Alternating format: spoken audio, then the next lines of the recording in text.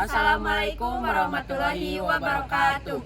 Kami dari kelompok 7 yang beranggotakan saya sendiri, Rakapura Pratama. Di sebelah kiri saya ada Hirni Fauziah dan Nesti Agustina. Tujuan kami di sini yaitu untuk menyampaikan mengenai teks sejarah yang berjudul Letusan Gunung Merapi 2010. Selamat menyimak.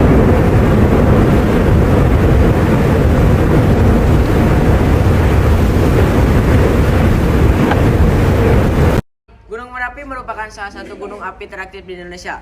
Gunung Merapi ini terletak di bagian tengah Pulau Jawa dengan lereng sisi selatan berada dalam administrasi Kabupaten Sleman, Daerah Istimewa Yogyakarta, dan sisanya berada dalam wilayah Provinsi Jawa Tengah, yaitu Kabupaten Magelang di sisi barat, Kabupaten Boyolali di sisi utara dan timur, serta Kabupaten Klaten di sisi tenggara. Pada bulan September 2010, aktivitas seismik Gunung Merapi mulai meningkat. Pemerintah Indonesia pun menetapkan status Gunung Merapi berstatus siaga. Puncak letusan terjadi pada tanggal 26 Oktober 2010, pukul 5 sore hari.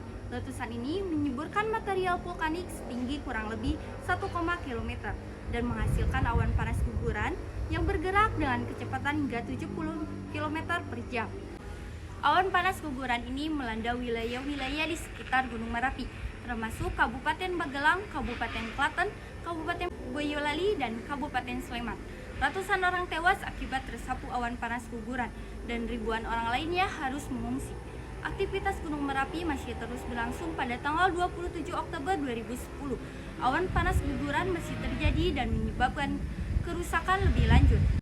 Pada tanggal 28 Oktober 2010, aktivitas Gunung Merapi mulai mereda. Awan panas guguran tidak lagi terjadi dan aktivitas seismik menurun. Namun, pada tanggal 3 November 2010, awan panas guguran kembali terjadi dan menyebabkan kerusakan lebih lanjut. Aktivitas Gunung Merapi kembali meningkat. Pada tanggal 4 November 2010, awan panas guguran terjadi lagi dan Mbah Marijan, juru kunci Gunung Merapi, tewas tersapu awan panas guguran. Aktivitas Gunung Merapi mulai menurun pada tanggal 5 November 2010. Awan panas guguran tidak lagi terjadi dan aktivitas seismik kembali turun. Pemerintah Indonesia pun menetapkan status Gunung Merapi berstatus waspada. Berdasarkan data dari Badan Nasional Penanggulangan Bencana atau BNPB, jumlah korban jiwa akibat letusan ini adalah 386 orang, 30 orang hilang, 2.000 orang terluka, dan 270 orang kehilangan tempat tinggal. Selain itu, letusan ini menyebabkan kerusakan infrastruktur seperti jalan, jembatan, dan bangunan dengan kerugian sebesar 3,62 triliun. Sudah sampai 24 jam setelah letusan Gunung Merapi terjadi, tepatnya pada pukul 6 pagi, pemerintah mengirimkan tim SAR untuk mengevakuasi korban. Evakuasi ini dilakukan secara bertahap, dimulai dari wilayah yang paling dekat dengan gunung, yaitu Kecamatan Cangkringan, Kabupaten Sleman, Daerah Istimewa Yogyakarta. Selain itu, pemerintah juga memberikan bantuan seperti makanan dan obat-obatan kepada pengungsi letusan Gunung Merapi tersebut. Tak sampai di situ, tim SAR dan masyarakat juga membantu membersihkan puing-puing yang terkubur oleh abu vulkanik.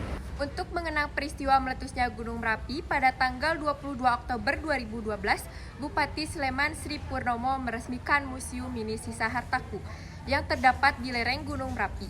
Museum ini di dalamnya terdapat berbagai koleksi kerangka hewan ternak, korban letusan, hingga peralatan rumah tangga yang telah rusak akibat terkena erupsi Merapi. Tragedi letusan Gunung Merapi 2010 telah menjadi pelajaran berharga bagi kita semua untuk lebih waspada terhadap potensi bencana alam, karena kita tahu bencana alam tersebut akan terjadi kapan saja dan di mana saja. Oleh karena itu, kita harus selalu waspada dan siap menghadapi segala kemungkinan. Kita juga harus meningkatkan kesadaran dan kepedulian kita terhadap lingkungan agar dapat mengurangi resiko terjadinya bencana alam. Selain itu, pemerintah juga melakukan sosialisasi dan mengantisipasi terulangnya kejadian peristiwa gunung meletus tersebut. Sekian yang dapat kami sampaikan. Terima kasih telah menyimak video kami mengenai teks sejarah yang berjudul Meletusnya Gunung Merapi 2010. Mohon maaf apabila ada kesalahan. Wassalamualaikum warahmatullahi wabarakatuh.